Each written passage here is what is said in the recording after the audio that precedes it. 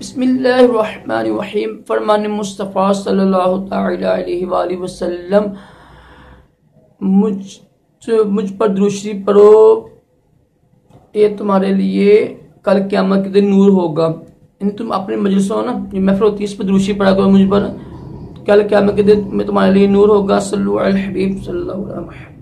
آج کی سنت مبارکہ یہ ہے کہ نگاہیں نیچی کر کے چلنا سنت ہے۔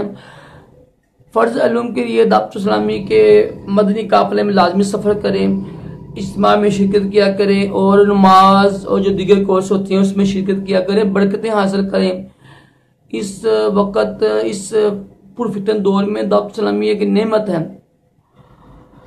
راشد عطاری روحانی علاج لے کر پیش خدمت ہے۔ قرض ہے نا، قرض کے لیے بجائے لوگ بہت پریشان رہتے ہیں۔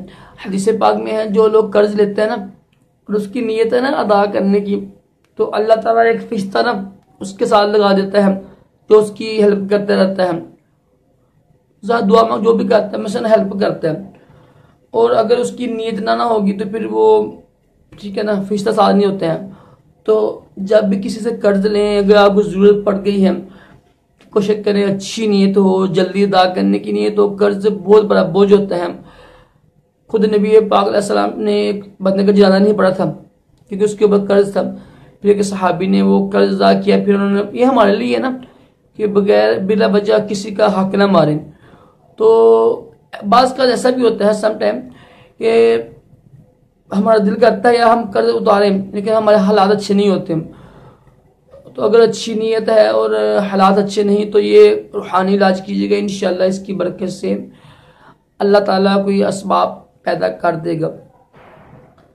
یہ آیت میں اوپر لکھ دوں گا، آپ کو اسکرین پر نظر آئے گی۔ یہ جو آیت ہے نا اس کو آپ نے ہر نماز کے بعد 11 بار پڑھنا ہے، 11 بار پڑھنا ہے، ایک کے بعد درود شریف۔ تو اور صبح اور شام 100 بار پڑھنا ہے، جب تک قرض آپ کا نہیں ہوتا تو پڑھتے رہیں۔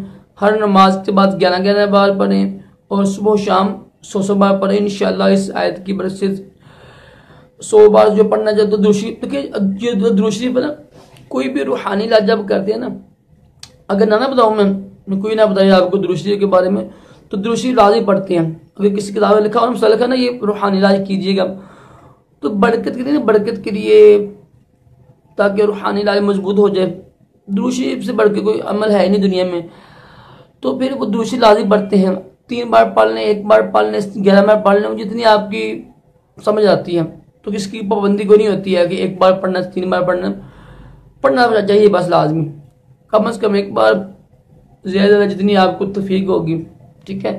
یہ لازمی روحانی علاج کیجیے گا، ساتھ کوشش بھی کریں اللہ تعالیٰ ہم سب کو قرض جیسی اور تمام جسمانی بیماریوں سے محفوظ رکھے، دونوں جہانوں کی بلائیاں عطا کرے۔ اللہ حافظ۔